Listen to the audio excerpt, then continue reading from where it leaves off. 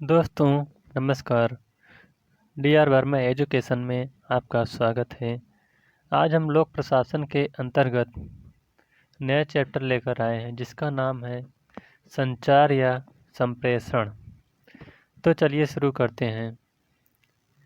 संचार को प्रशासन का प्रथम सिद्धांत माना जाता है। किसी भी संगठन को प्रभावशाली और सफल बनाने के लिए संचार का महत्वपूर्ण योगदान होता है।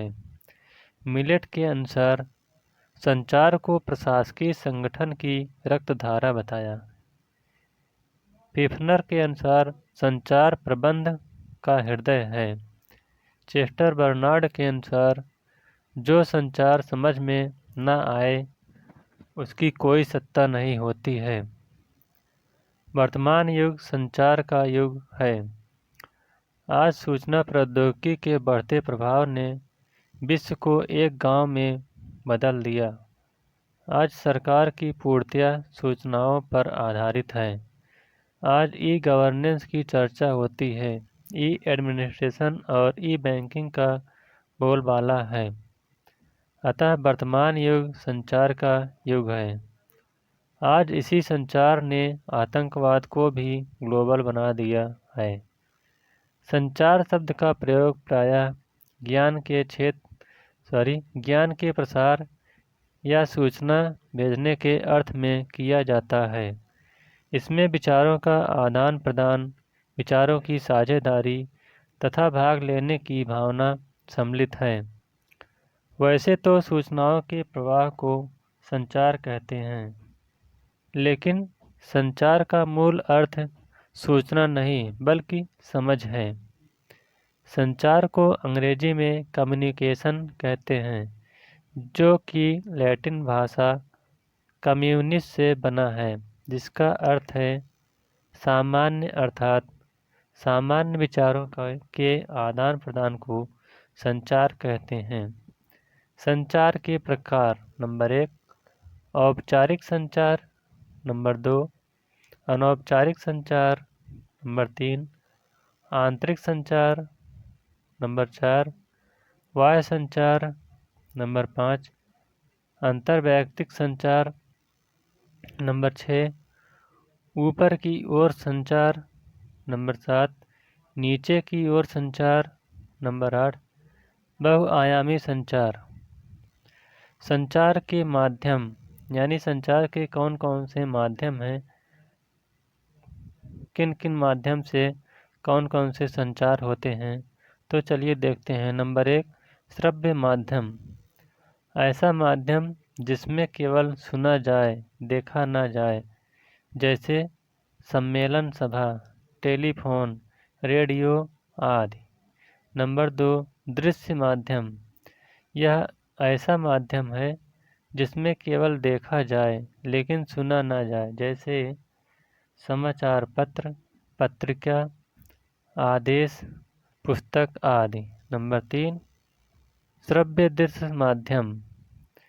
यह संचार जिसमें देखा और सुना दोनों जाता है, जैसे टीवी, नाटक आदि। नंबर 4 सम्मेलन माध्यम। आजकल लोक प्रशासन में इसका सर्वाधिक महत्व है। इससे लाल फीताशाही, औपचारिकता, पत्र व्यवहार, विलंब आदि से मुक्ति मिल जाती है। संचार के तथ्य। संचार के लिए निम्नलिखित 7 तथ्यों का होना आवश्यक है। नंबर 1 स्पष्टता, नंबर 2 अनुरूपता, नंबर 3 पर्याप्तता, नंबर 4 समसामयिकता, नंबर 5 एकरूपता, नंबर 6 लोचशीलता, नंबर 7 स्वीकार्यता। हेनरी फेयोल प्रथम प्रशासनिक विचारक हैं जिन्होंने संगठन में संचार की समस्या का विस्तृत वर्णन प्रस्तुत किया और शीघ्र संचार व्यवस्था पर बल दिया। इसके लिए गैंग प्लान का सुझाव दिया। इसमें विलंब को टालने के लिए समस्तरीय या क्षैतिज व्यवस्था का सुझाव दिया। चेस्टर बर्नार्ड के अनुसार संगठन एक सरकारी व्यवस्था है। इसमें संचार मानवीय व्यवहार और उद्देश्यों को प्राप्त करने का एक महत्वपूर्ण तथ्य है।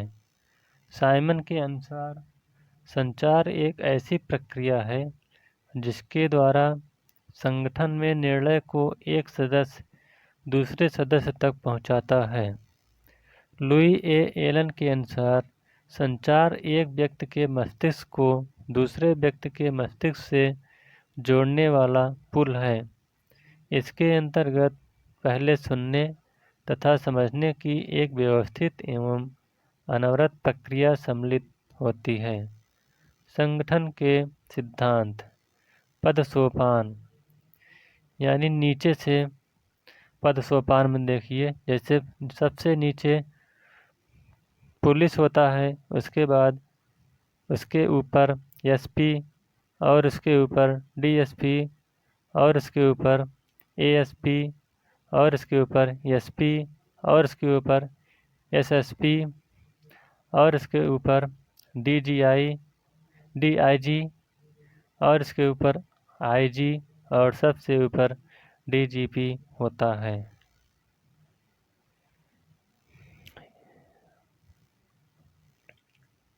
पदसोपान। पदसोपान का शाब्दिक अर्थ है श्रेणीबद्ध प्रशासन, यानी नीचे से ऊपर की ओर शासन।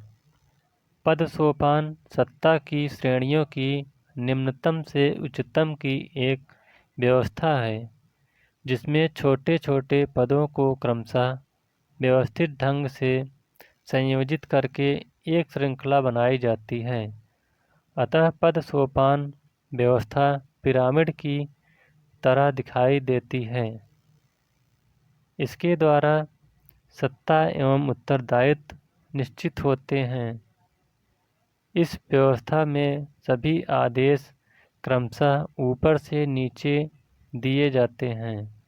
एल डी व्हाइट के अनुसार पदसोपान ऊपर से नीचे तक उत्तरदायित्वों के अनेक स्तरों के कारण उत्पन्न वरिष्ठ अधीनस्थ का वह संबंध है जो सभी जगह लागू होता है। दूसरे शब्दों में पदसोपान संगठन के ढांचे में ऊपर से लेकर नीचे तक उत्तरदायित्व के अनेक सोपानों द्वारा उच्च तथा अधीनस्थ संबंधों का प्रयोग होता है। मिलेट के अनुसार पदसोपान एक ऐसी पद्धति है जिसमें विभिन्न व्यक्तियों के प्रयासों के आपस में जोड़ दिया जाता है। मूने एवं रैले के अनुसार पदसोपान व्यवस्था को सीढ़ीनुमा प्रक्रिया का नाम दिया गया है। पदसोपान में उचित माध्यम से सिद्धांत का पालन किया जाता है। पिफनर और शेरवुड ने पदसोपान के 4 प्रकार बताए हैं। नंबर 1 कार्य आधारित पदसोपान, नंबर 2 रैंक आधारित पदसोपान, नंबर 3 कौशल आधारित पदसोपान और नंबर 4 वेतन आधारित पदसोपान। हेनरी फेयोल ने कहा है कि इसमें प्रशासन में विलंब होता है, अतः विलंब को दूर करने के लिए गैंग प्लान का चुनाव करना चाहिए, जिसका अर्थ है लेवल जंपिंग। साइमन ने प्रशासन या संगठन के सिद्धांतों को झूठी कहावतें कहते हुए उसकी धज्जियां उड़ाई, लेकिन पदसोपान को नितांत आवश्यक बताया। नियंत्रण की सीमा या क्षेत्र या विस्तार।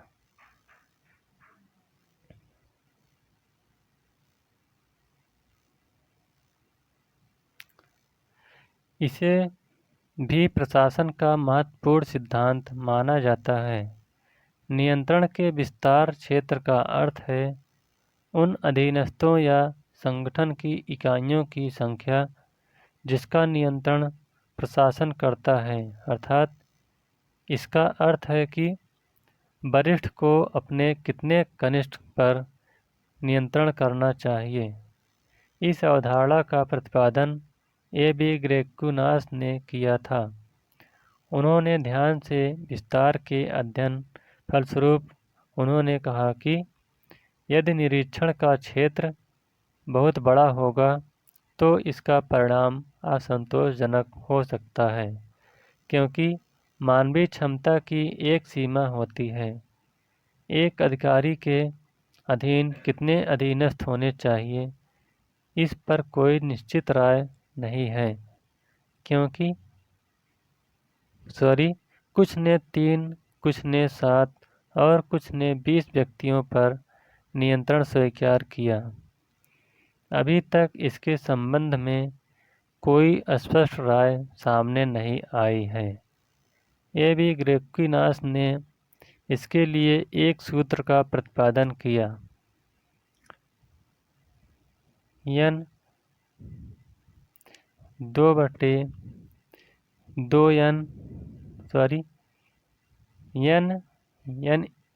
का n स्क्वायर बटे 2 प्लस n-1। n बराबर नियंत्रण करने वाले की संख्या है। यदि n बराबर 1 हो तो उत्तर 1 होगा। यदि n बराबर 2 तो उत्तर 6 होगा। अर्थात एक व्यक्ति पर बेहतर नियंत्रण कर सकता है एक व्यक्ति पर एक बेहतर नियंत्रण कर सकता है, लेकिन 2 व्यक्ति 6 पर नियंत्रण कर सकते हैं।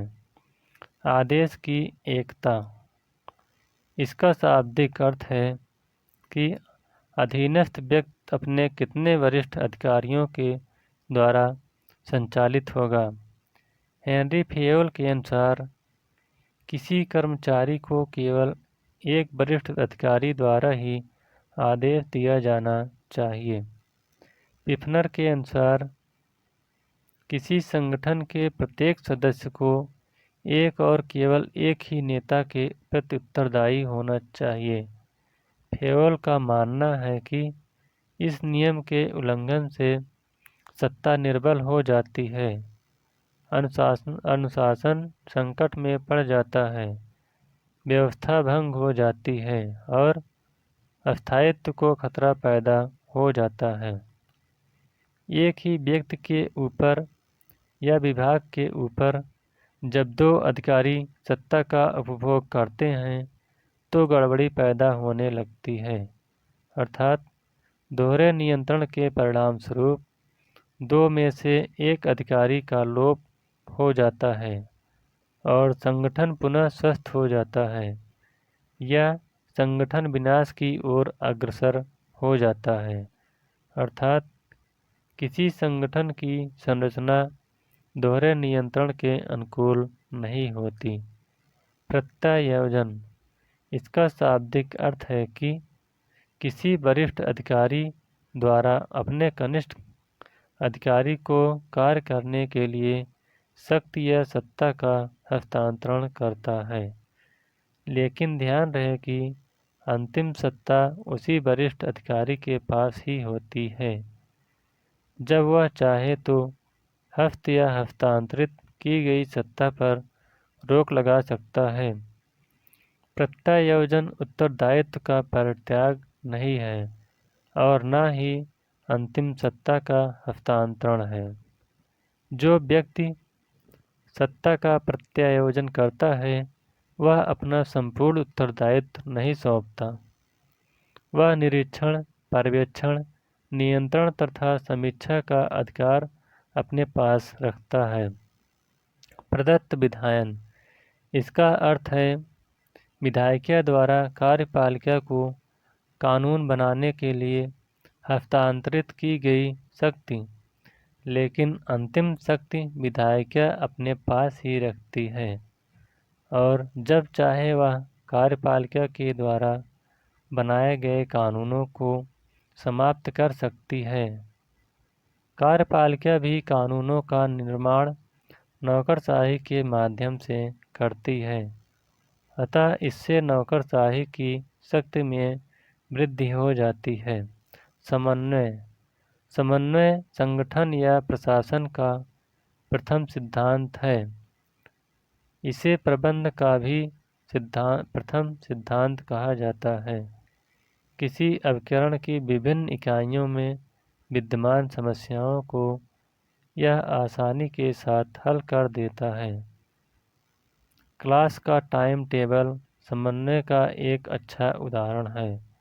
मेरी पार्कर फॉलेट ने इसकी परिभाषा करते हुए लिखा है कि समन्वय किसी भी स्थिति में सभी तथ्यों का पारस्परिक संबंध है।